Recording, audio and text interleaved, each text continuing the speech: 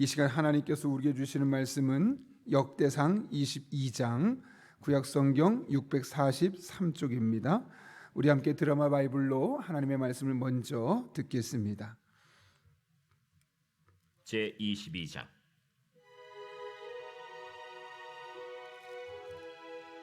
다윗이 이르되 이는 여호와 하나님의 성전이요 이는 이스라엘의 번제단이라 하였더라. 다윗이 명령하여 이스라엘 땅에 거류하는 이방 사람을 모으고 석수를 시켜 하나님의 성전을 건축할 돌을 다듬게 하고, 다윗이 또 문짝못과 거멀못에 쓸 철을 많이 준비하고, 또 무게를 달 수 없을 만큼 힘이 많은 놋을 준비하고, 또 백향목을 무수히 준비하였으니 이는 시돈 사람과 두로 사람이 백향목을 다윗에게로 많이 수운하여 왔습니다. 다윗이 이르되 내 아들 솔로몬은 어리고 미숙하고 여호와를 위하여 건축할 성전은 극히 웅장하여 만국의 명성과 영광이 있게 하여야 할지라. 그러므로 내가 이제 그것을 위하여 준비하리라 하고 다윗이 죽기 전에 많이 준비하였더라. 다윗이 그의 아들 솔로몬을 불러 이스라엘 하나님 여호와를 위하여 성전 건축하기를 부탁하여 다윗이 솔로몬에게 이르되 내 아들아, 나는 내 하나님 여호와의 이름을 위하여 성전을 건축할 마음이 있었으나 여호와의 말씀이 내게 임하여 이르시되 너는 피를 심히 많이 흘렸고 크게 전쟁하였느니라. 내가 내 앞에서 땅에 피를 많이 흘렸은즉 내 이름을 위하여 성전을 건축하지 못하리라. 보라, 한 아들이 내게서 나리니 그는 온순한 사람이다. 내가 그로 주변 모든 대적에게서 평온을 얻게 하리라. 그의 이름을 솔로몬이라 하리니 이는 내가 그의 생전에 평안과 안일함을 이스라엘에게 줄 것임이니라. 그가 내 이름을 위하여 성전을 건축할지라. 그는 내 아들이 되고 나는 그의 아버지가 되어 그 나라 왕위를 이스라엘 위에 굳게 세워 영원까지 이르게 하리라 하셨나니, 이제 내 아들아, 여호와께서 너와 함께 계시기를 원하며 내가 형통하여 여호와께서 내게 대하여 말씀하신 대로 내 하나님 여호와의 성전을 건축하며 여호와께서 내게 지혜와 총명을 주사 내게 이스라엘을 다스리게 하시고 내 하나님 여호와의 율법을 지키게 하시기를 더욱 원하노라. 그때 내가 만일 여호와께서 모세를 통하여 이스라엘에게 명령하신 모든 규례와 법도를 삼가 행하면 형통하리니 강하고 담대하여 두려워하지 말고 놀라지 말지어다. 내가 환난 중에 여호와의 성전을 위하여 금 10만 달란트와 은 100만 달란트와 놋과 철을 그 무게를 달 수 없을 만큼 힘이 많이 준비하였고, 또 제목과 돌을 준비하였으나 너는 더할 것이며, 또 장인이 내게 많이 있나니 곧 석수와 목수와 온갖 일에 익숙한 모든 사람이니라. 금과 은과 놋과 철이 무수하니 너는 일어나 일하라. 여호와께서 너와 함께 계실지로다. 다윗이 또 이스라엘 모든 방백에게 명령하여 그의 아들 솔로몬을 도우라 하여 이르되 너희 하나님 여호와께서 너희와 함께 계시지 아니하시느냐? 사면으로 너희에게 평온함을 주지 아니하셨느냐? 이 땅 주민을 내 손에 넘기사 이 땅으로 여호와와 그의 백성 앞에 복종하게 하셨나니, 이제 너희는 마음과 뜻을 바쳐서 너희 하나님 여호와를 구하라. 그리고 일어나서 여호와 하나님의 성전을 건축하고 여호와의 언약궤와 하나님 성전의 기물을 가져다가 여호와의 이름을 위하여 건축한 성전에 드리게 하라 하였더라. 아멘. 우리가 물건의 질이 좋으냐 안 좋으냐를 판단하고 결정할 수 있는 것처럼 우리 사람의 인생의 질도, 삶의 질도 우리가 결정할 수 있습니다. 특별히 그 사람의 질이, 삶의 질이 괜찮다, 그렇지 않다를 결정할 때는 이 물건을 결정할 때와 좀 다른 것은 이 질문에 대해서 우리가 어떤 대답을 할 수 있느냐에 따라 다릅니다. 사람은 보통 두 가지 질문을 하며 살아갑니다. 왜 사는가? 또 어떻게 살아야 하는가? 어떻게 그 질문만 놓고 보면 어떤 것이 과연 먼저일까 혼란스러울 수 있는데요. 사실 왜라는 질문은 히브리적 사고라고 말하고 또 어떻게라는 질문은 그리스적 사고라고 말합니다. 보통 우리는 여기서 왜 사는가라는 질문은 그래서 보통 신앙적인 생각, 질문이라고 말을 하고 또 어떻게 살아야 하는가라는 것은 인본주의적 생각이라고 나누기도 합니다. 중요한 것은 우리가 볼 때 왜 사는가도 중요해 보이고 어떻게 사는가도 중요해 보이지만 사실은 왜 사는가에 대한 질문이 훨씬 더 중요합니다. 왜냐하면 왜 사는지를 알게 되면 어떻게 살아야 할지가 자연스럽게 결정되기 때문에 그런 것이죠. 예를 들어서 제가 목사로서 어떻게 해야 될까를 고민하기 이전에 내가 왜 목사가 되고 목사로서 왜 이 세상을 살아가야 하는가가 결정이 된다면 자연스럽게 그렇다면 어떻게? 라는 질문이 따라올 수밖에 없는 것처럼 우리에게 살면서 왜 사는가, 어떻게 살아야 하는가 이 두 가지 질문 중에 보다 중요한 것은 왜 사는가입니다. 여러분은 왜 사십니까? 한번 오늘 말씀을 들으면서 나는 도대체 왜 사는가를 고민하고 그에 대한 해답을 얻고 그로 말미암아 앞으로 어떻게 살아야 할지를 체험받는 그런 복된 시간 될 수 있기를 간절히 소망합니다. 오늘 본문은 다윗이 자신의 평생의 소원이었던 그 성전 건축을 준비하는 장면과 그 과정을 보여주고 있습니다. 특별히 2절부터 5절까지 말씀을 보면 다윗은 매우 세심하게 그리고 아주 부족함이 없도록 충분히 이 성전 건축을 위한 재료들을 준비하고 있음을 보게 됩니다. 2절을 보게 되면 일할 사람을 모았고 석수를 시켜 돌을 다듬었다고 합니다. 3절을 보면 문짝못과 거물못을 만들 철을 준비했고 무게를 잴 수 없을 만큼 많은 놋을 준비했다 그러죠. 4절 보면 건축용으로서는 최상품이었던 당시의 백향목을 무수히 많이 준비했다고 말합니다. 이처럼 다윗은 자신이 하나님으로부터 너는 성전을 지을 수 없고 너의 후손이 성전을 짓게 될 것이다 라는 말씀을 들었음에도 불구하고 그래서 그는 그 하나님의 영광을 성전 건축하는 영광을 볼 수 없음에도 불구하고 손을 놓지 않았습니다. 오히려 마치 지금 당장 성전을 지을 것처럼 최선을 다해서 준비하고 있음을 오늘 본문 2절부터 5절까지 말씀을 통해 우리는 볼 수 있는 것이죠. 여러분 다윗의 이런 행동을 여러분은 어떻게 이해하십니까? 선뜻 그래 저렇게 해야지 라는 마음이 드십니까? 아니면 굳이 저렇게까지 해야 되나? 라는 생각이 드십니까? 본인이 성전 건축을 직접 볼 수 있고 그래서 그 성전 건축의 영광을 볼 수 있다면 얼마든지 시간을 투자하고 수많은 물자를 투입하는 것 누가 뭐라고 하겠습니까? 그런 하나님 분명히 말씀하신 것처럼 너의 후손이 짓게 될 것이다. 이 말은 다윗은 그것을 볼 수 없을 것이라는 건데 자신이 볼 수 없음에도 불구하고 이렇게 열심히 준비한 이유는 도대체 무엇 때문일까요? 그의 행동의 이유가 5절에 기록되는데요. 우리 함께 5절 말씀 읽어볼까요? 같이 한번 읽겠습니다. 시작. 다윗이 이르되 내 아들 솔로몬은 어리고 미숙하고 여호와를 위하여 건축할 성전은 극히 웅장하여 만국의 명성과 영광이 있게 하여야 할지라. 그러므로 내가 이제 그것을 위하여 준비하리라 하고 다윗이 죽기 전에 많이 준비하였더라. 여러분 이게 무슨 말일까요?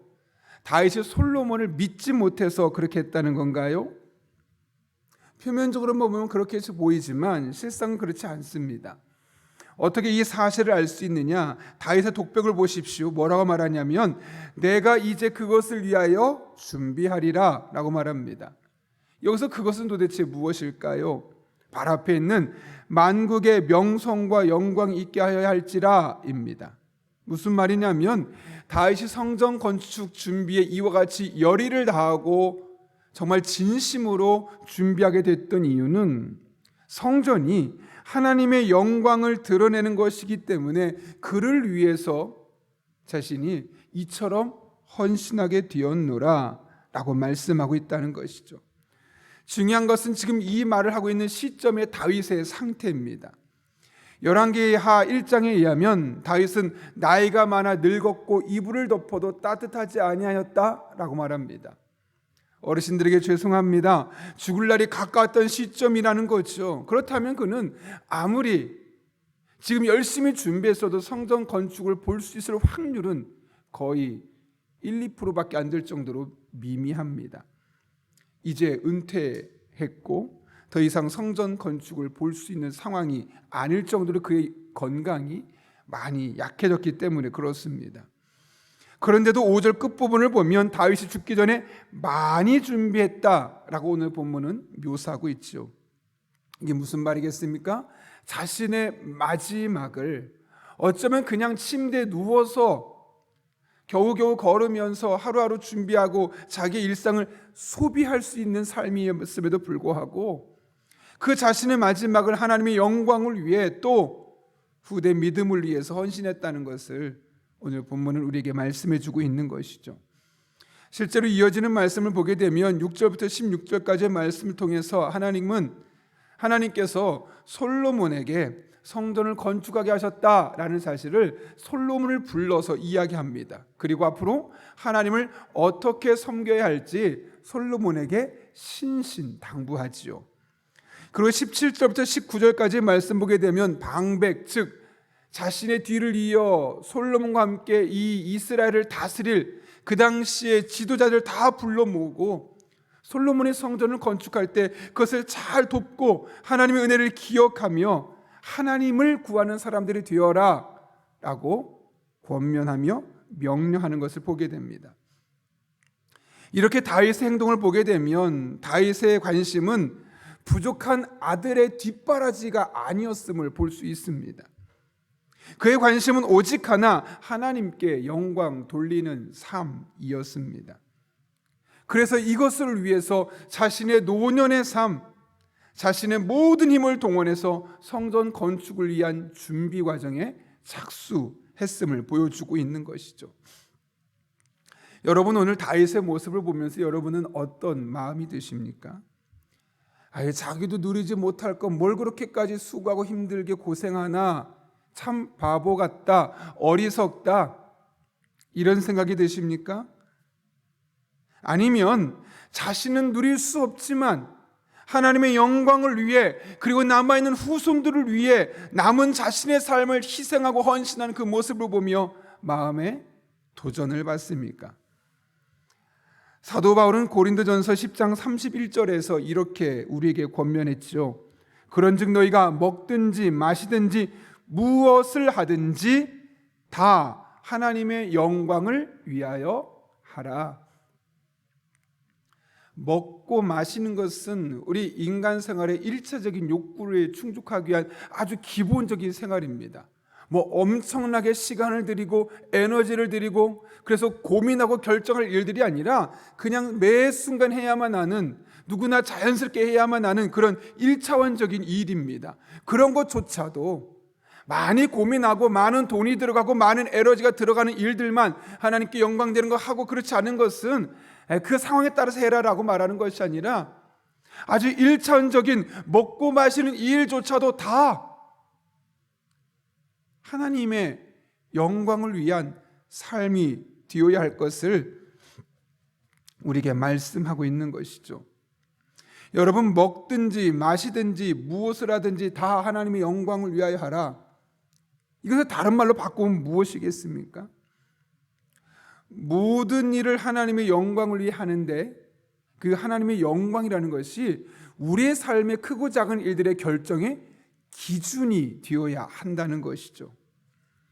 내가 무엇인가를 말한다고 한다면 내가 하는 이 말이 하나님의 영광을 위한 것인가 아닌가 생각해보고 하라는 겁니다.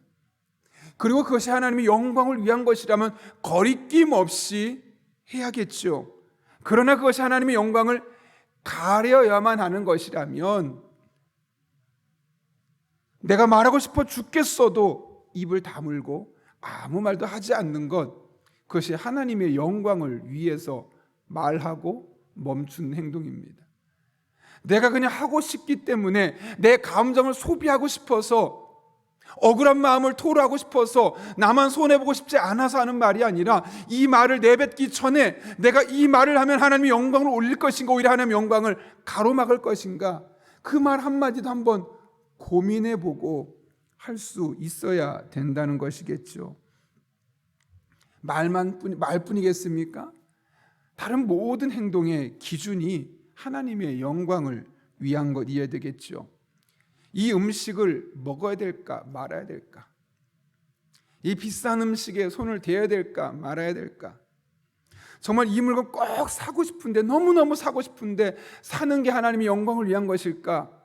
아니면 너무너무 사고 싶지만 그거보다 다른 것을 사는 것이 하나님의 영광을 위한 것일까? 오늘 누군가를 만나고 싶은데 그 사람을 만나서 그 사람과 시간을 보내는 것이 하나님의 영광을 위한 것인가? 아니면 그 사람을 만나지 않는 것이 하나님의 영광을 위한 것인가? 누구를 어디에서 만나서 무엇을 할 것인가? 이 모든 상황 속에서 하나님의 영광, 먹든지 마시든지 다 하나님의 영광을 위하여 할 수 있는가? 사실 우리가 이것을 늘 고민하며 살아갈 수 있어야 한다는 것이죠. 여러분, 우리의 삶에서 내가 하고 싶은 일들, 내 마음을 끌어오는 그 일들이 하나님의 영광을 위한 일인지, 아니면 단순히 나의 만족과 유익을 위해서, 나의 즐거움을 위해서 내가 그것을 하고자 하는 것인지 한 번만 더 우리가 고민해 볼 필요가 있다는 것이죠.